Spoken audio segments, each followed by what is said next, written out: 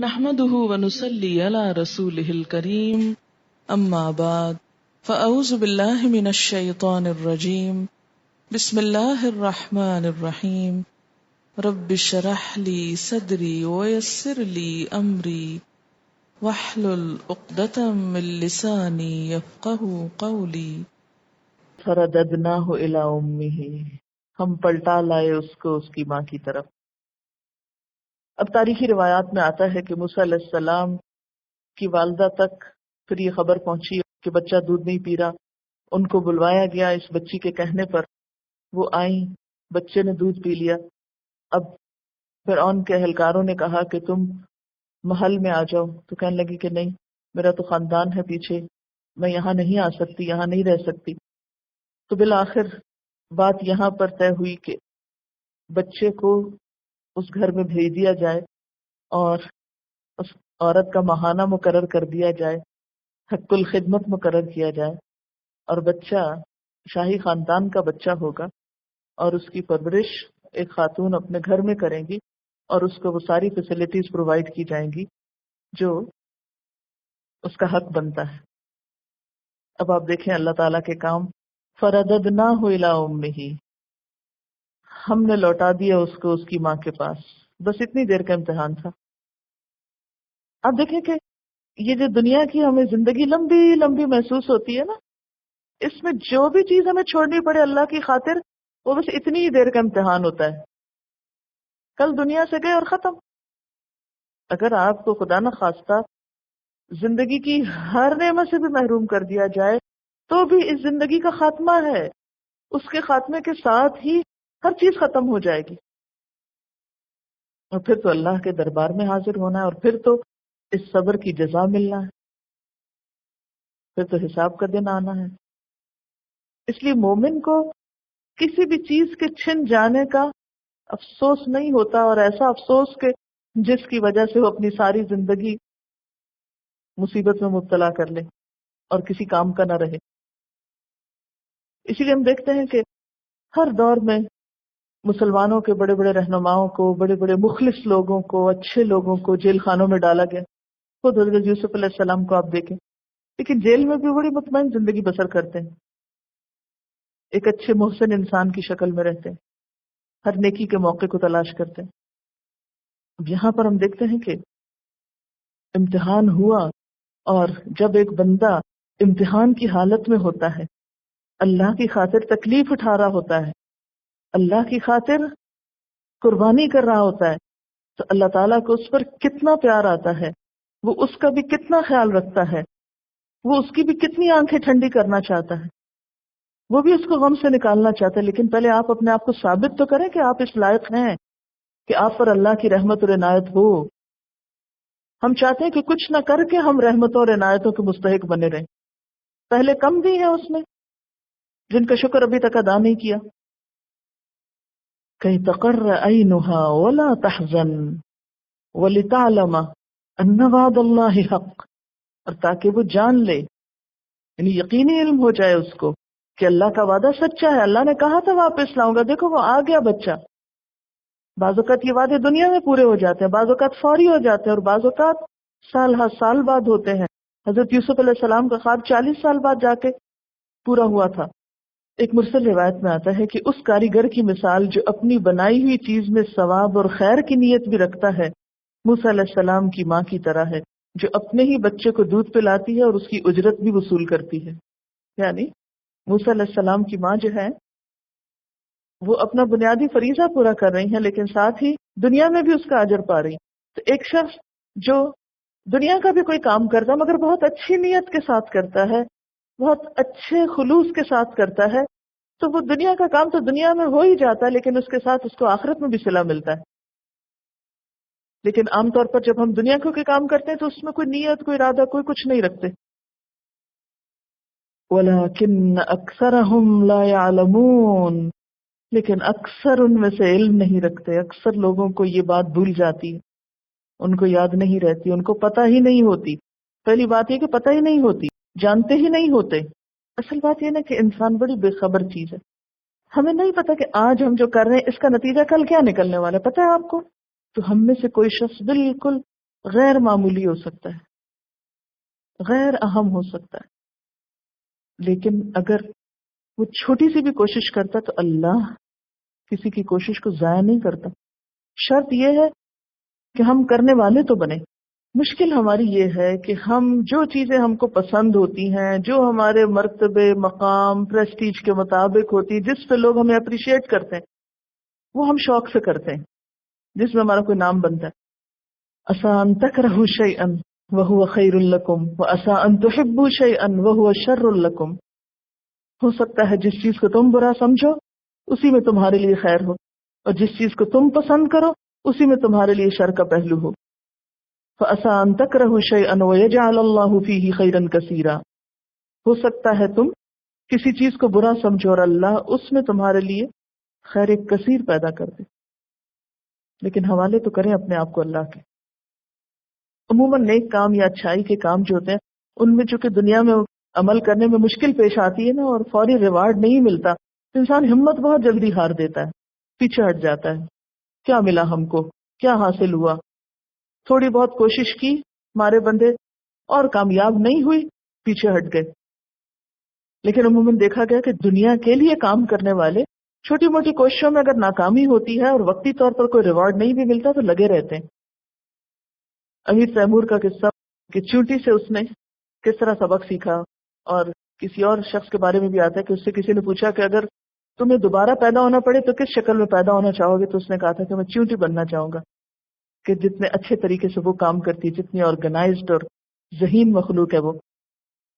تو امیر تیمور نے چونٹی سے سبق سیکھا تھا کہ 70 دفعہ چڑھی ہے اوپر اور پھر گر پڑی ہے اور پھر آخر چڑھ گئی، تو اس نے کہا اگر یہ چڑھ سکتی، اپنی منزل کو پہنچ سکتی، تو میں کیوں نہیں۔ ہم کتنی دفعہ ٹرائی کرتے ہیں ایک چیز کو، ایک دفعہ کیا نہیں ہوا، چھوڑ کے بیٹھ گئے، نہیں ہوتا، نہیں آتا، وہ ایسی روز اسائنمنٹ مل جاتی ہے، خط لکھو، یہ کرو وہ کرو، ہم سے نہیں لکھا جاتا۔ اب دیکھیے کہ ہر صورت میں کسی نہ کسی طرح اور ہر واقعے میں کہیں نہ کہیں عورت کا کردار بھی سامنے آتا ہے۔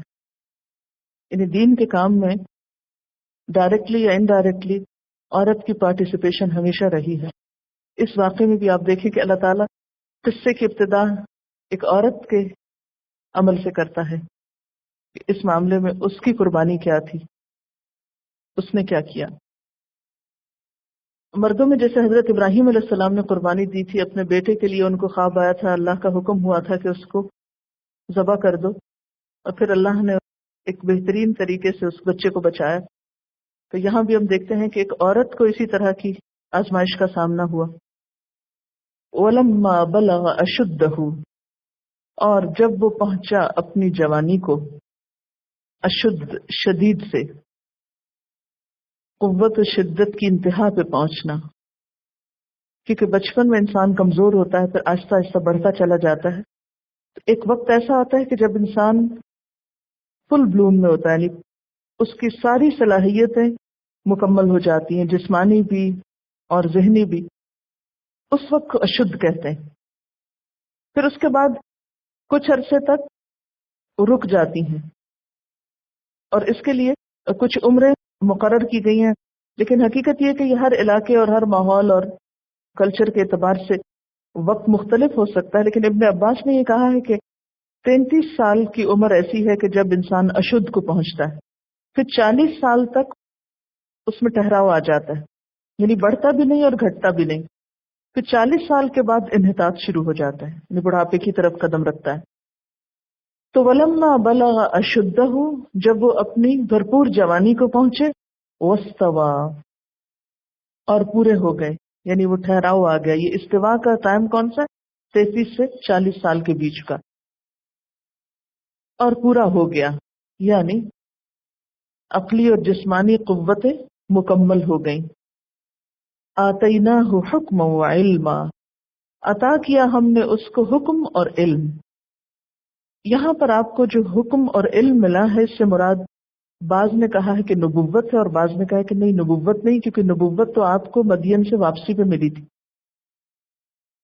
اب دیکھیے کہ موسیٰ علیہ السلام کو بہت ہی ابتدائی بچپن کا دور تھا، انہیں واپس اپنے خاندان میں پلٹایا گیا، جہاں انہیں مکمل دینی ماحول ملا۔ پھر اس کے بعد جب آپ بڑے ہوئے تو آپ کو شاہی محل میں منتقل کیا گیا، جہاں پر آپ جدید علوم اور شاہی آداب اور اصول جہان بانی سے واقف ہوئے، حکمرانوں کے آس پاس سے، تو ہر چیز کو اندر سے دیکھا. آپ کے اندر خداداد ذہانت بھی تھی. اب یہاں سے ان کی زندگی کے ایک ایسے وقت کی بات کی جا رہی ہے کہ جب وہ ابتدا میں روحانی اور بعد میں دنیاوی علوم سے پوری طرح بہرہ ور ہو چکے تھے، جسمانی اعتبار سے بھی جوان تھے، ذہنی اعتبار سے بھی میچور تھے.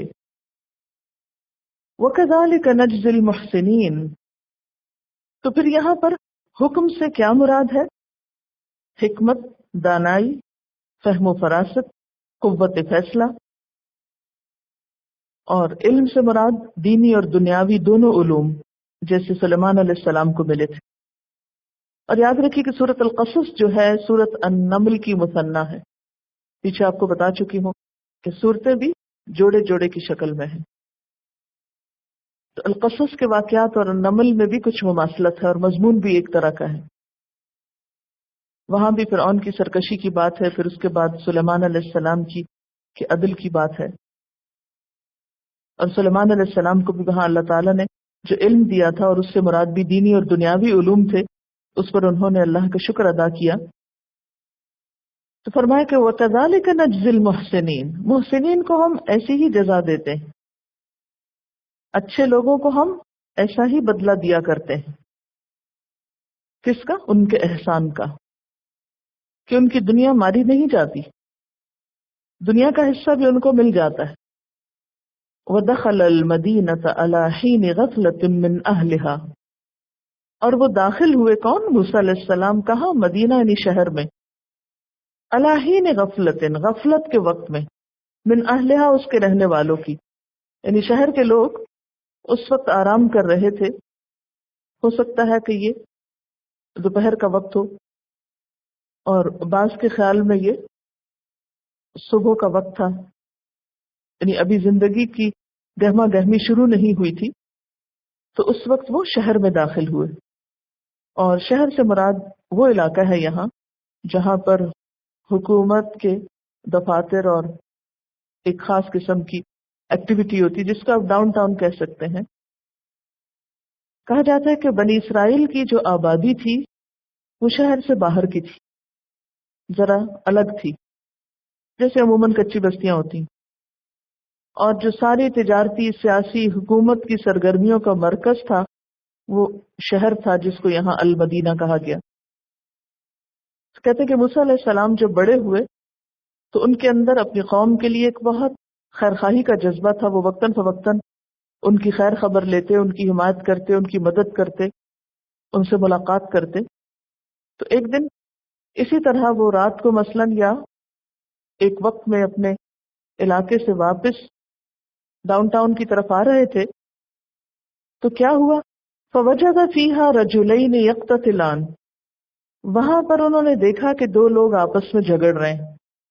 ھذا من شیعتہ وھذا من عدوہ. ایک اس کی اپنی قوم کا تھا اور دوسرا اس کی دشمن قوم سے تعلق رکھتا تھا، یعنی ایک قبطی تھا اور ایک سبطی تھا. فاستغاثہ الذی من شیعتہ. تو مدد کے لیے پکارا اس شخص نے جو اس کے اپنے گروہ سے تھا، یعنی اسرائیلی نے، علی الذی اس شخص کے خلاف من عدوہ جو اس کی دشمن قوم سے تھا. فوکزہ موسیٰ. تو موسیٰ علیہ السلام نے اس کو مکہ مارا.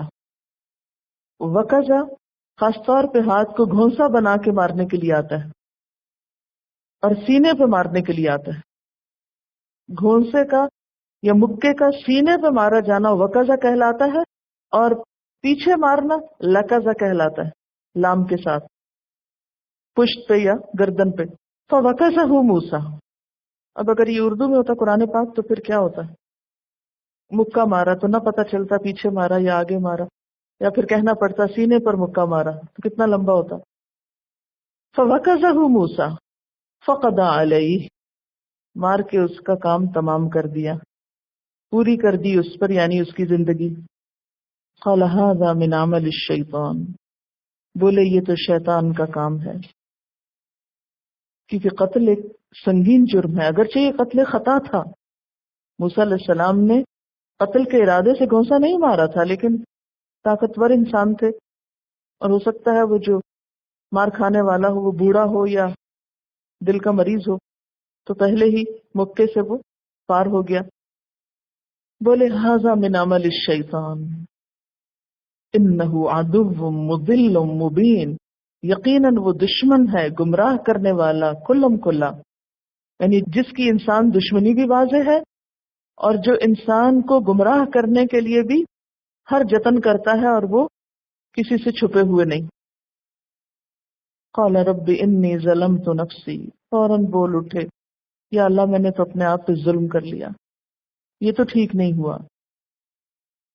اپنے آپ کو اس جگہ پہ رکھ کے دیکھیں کہ آپ کسی کو مارنا نہیں چاہتے، لیکن اچانک آپ کی کونی لگنے سے یا کسی بھی عمل سے کسی کی جان پار ہو جاتی ہے تو کیا حال ہوگا. ہو سکتا ہے آپ میں سے کسی کو تجربہ ہوا ہو کہ آپ کی گاڑی کے ساتھ کوئی ایکسیڈنٹ ہو کے جو کہ آپ نہ بھی چلا رہے ہو، ڈرائیور چلا رہا ہو، کوئی شخص فوت ہو گیا ہو، اس وقت میں کیا دہشت ہوتی ہے، کیا کیفیت ہوتی. تو اسی طرح اگر ایک شخص نے کسی کو مارنے کا ارادہ نہیں کیا لیکن اچانک کچھ ہو گیا تو جو دل کے اوپر کیفیت ہوگی، اور یہ ایک حساس دل پر ہی ہو سکتی ہے نا، ورنہ تو انسان کہہ سکتا ہے میرا کیا قصور، میں نے تو نہیں کیا، چھوڑو پرے. نہیں، ایک انسان انسان ہے، اور انسانی ہمدردی خواہ کوئی بھی ہو، خواہ اپنا ہو یا دشمن قوم کا ہو، ایک مومن کے دل میں ہونی چاہیے. اور یہ بالکل اتفاقیہ قتل تھا. کہنے لگے رب انی ظلمت نفسی، یا اللہ میں نے تو اپنی جان پہ ظلم کر لیا، فاغفر لی، مجھے ڈھانپ دے، میرا قصور چھپا دے، مجھے معاف کر دے. فغفر اللہ، تو اللہ تعالیٰ نے اس کو معاف کر دیا.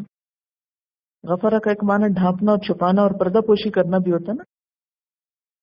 اب آپ دیکھیں کہ قبطی تھا، دشمن قوم کا شخص تھا، ایسی قوم جو بنی اسرائیل پہ بہت زیادتیاں کر رہی تھی اور طرح طرح کے ظلم ڈھا رہے تھے وہ لوگ ان پر. اگر موسیٰ علیہ السلام اس واقعے کو قومی نقطہ نظر سے دیکھتے تو اس کو بہت بڑا جہاد قرار دیتے اور اس پہ فخر کرتے، لیکن انہیں قبطی کی موت پہ شدید افسوس ہوا اور فوراً اللہ کی طرف متوجہ ہوئے. کہتے ہیں دشمن کے نقصان پہ بھی ہنسنا نہیں چاہیے، اور اللہ کی خاطر دشمنی کیا ہوتی ہے، وہ کسی ذاتی وجہ سے نہیں ہوتی، وہ اصولوں پہ ہوتی، وہ کچھ مقاصد پہ ہوتی. انہ هو الغفور الرحیم، بے شک وہ غفور الرحیم ہے. اور موسیٰ علیہ السلام کو اس بات کی بھی فکر ہوگی کہ پہلے بھی ایک قوم کے ساتھ ٹینشن ہے، اب اس قوم کا ایک شخص قتل ہو گیا ہے. پہلے بھی موسیٰ علیہ السلام کی اپنی قوم کی طرفداری اور وفاداری اور ان کی خبر گیری پر فرعونیوں کو بہت تکلیف تھی کہ یہ کیوں جاتے ہیں اپنے لوگوں کے پاس، کیوں ان کے حقوق کی بات کرتے ہیں، کیوں ان کے ساتھ ہمدردی کرتے ہیں. تو اب جب ان کے ہاتھ سے ایسا ہو گیا تو کہنے لگے کہ اس سے تو ایک بہت بڑا فتنہ برپا ہو سکتا ہے، یا اللہ اب تو ہی مجھے اس مشکل سے نکال. اور اللہ تعالیٰ نے اپنی رحمت فرمائی اور بخشش فرمائی، معاف کر دیا. قال رب بما انعمت علیہ، بولے اے رب جو انعام تو نے مجھ پہ کیا، یعنی یہ جو تو نے مجھے معاف کیا. کہتے ہیں کہ اس وقت کوئی اور تیسرا وہاں تھا نہیں، کوئی گواہ نہیں تھا، کچھ نہیں، وہ بات آئی گئی ہو گئی، یعنی اس سے پردہ پڑ گیا، یعنی بات فتنہ نہیں بنی. کہنے لگے یا رب یہ جو تو نے مجھ پہ انعام کیا ہے، فلن اکون ظہیرا للمجرمین، آج کے بعد تو میں کبھی مجرموں کا مددگار نہ بنوں گا، کبھی کسی مجرم کا ساتھ نہ دوں گا، کبھی کسی ظالم کا ساتھ نہ دوں گا. یہ ہوتا ہے شکرانہ. انسان سے خطا ہو، توبہ کرے اور پھر اس پر شکرانہ ادا کرے کہ اللہ نے توبہ کی توفیق دی. اگر اس کے بعد کوئی نیک کام کی توفیق ہو تو اس پر بھی اللہ تعالیٰ کا شکر ادا کرنا چاہیے. اللہ میں تو اس قابل نہیں تھا، تو نے جو مجھ پر انعام کیا اس بنا پر میں آئندہ کبھی ایسا نہیں کروں گا. ظہیر زہر سے نا، زہر پشت کو کہتے ہیں. اور پھر یہ بھی معنی نکلتا ہے کہ میں بلا تحقیق کسی کی حمایت نہیں کروں گا.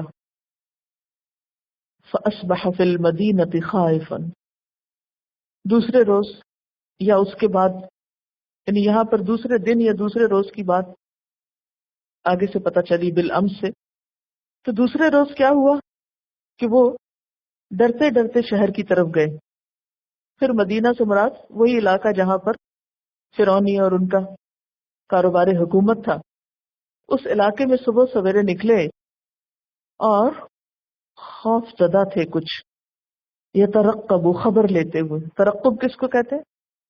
خفیہ ٹو لگاتے ہوئے، ادھر ادھر جھانکتے ہوئے، اندیشوں میں مبتلا ہو کر.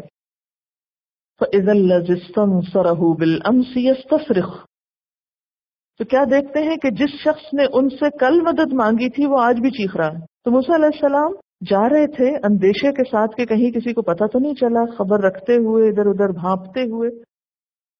تو اتنے میں دیکھا کہ وہی شخص پھر چلا رہا ہے.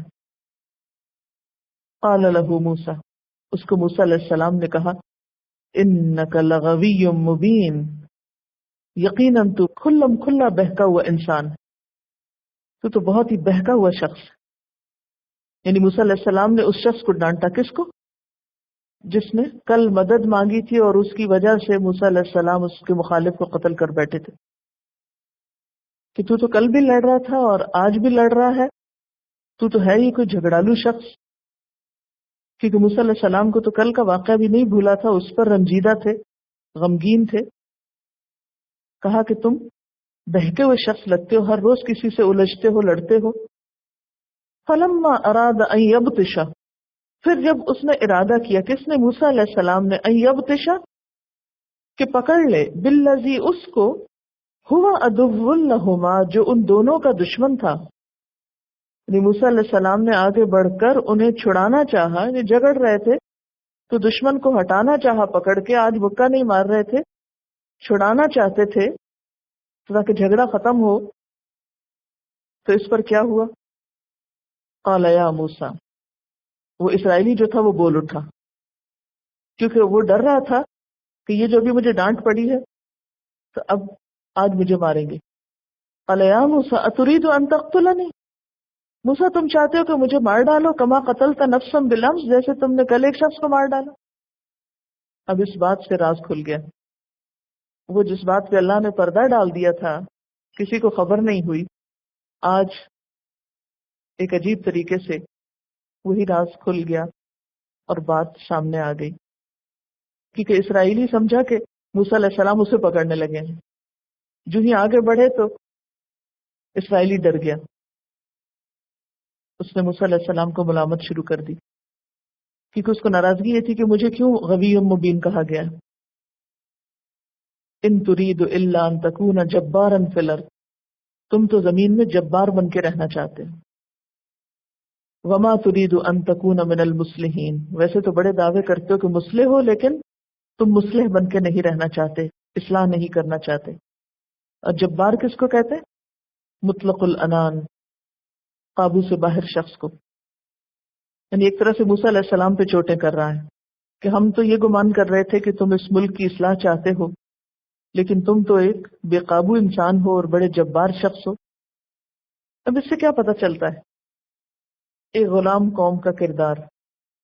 کیونکہ سبتی یا اسرائیلی جو تھا یہ غلام قوم سے تھا نا، تو کہتا ہے نا غلامی سے بدل جاتا ہے قوموں کا ضمیر. جس معاشرے کے اندر تعلیم نہیں رہتی، شعور نہیں رہتا، ایک لگی بندی روٹین سے زندگی بسر کر رہی ہوتی ہے، اس میں عموماً اسی قسم کا اخلاق و کردار ہوتا ہے کہ جب تک کوئی شخص ان کی حمایت کرے تو اس کو تو وہ بہت اپریشیٹ کرتے ہیں، بہت بڑا مصلح سمجھتے ہیں. اگر وہ ان کو کسی برائی سے روکے تو وہ اس کو بڑا مفسد قرار دیتے ہیں. اور پھر نہ صرف یہ کہ اس کو مفسد کہتے ہیں، بلکہ اس کے راز بھی تشتز بام کر دیتے ہیں، اس کے راز بھی کھولنے لگتے ہیں. یہ خصیص مزاج لوگوں کا کام ہوتا ہے نا. جو باکردار انسان ہوتا ہے وہ ایسے کام نہیں کرتا کہ چھوٹی چھوٹی باتوں پہ آپے سے باہر ہو کے دوسرے کا دشمن اور مخالف بن جائے. اس شخص کا کردار سامنے آ رہا ہے نا اس کی گفتگو سے. کل مدد مانگی، مدد ملی، دشمن مارا گیا، بڑا خوش تھا. آج جب مدد مانگی، موسیٰ علیہ السلام نے سمجھانے کی کوشش کی تو الٹا ناراض ہو گیا. کل تک موسیٰ علیہ السلام اس کی نگاہوں میں مصلح تھے، آج جب مدد نہیں ملی تو مفسد ہو گئے. اور الٹا الزام تراشی شروع کر دی اور ان کا راز بھی فاش کر دیا.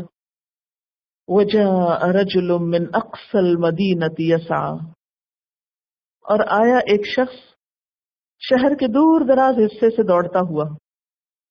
یہ دور دراز حصہ کون سا؟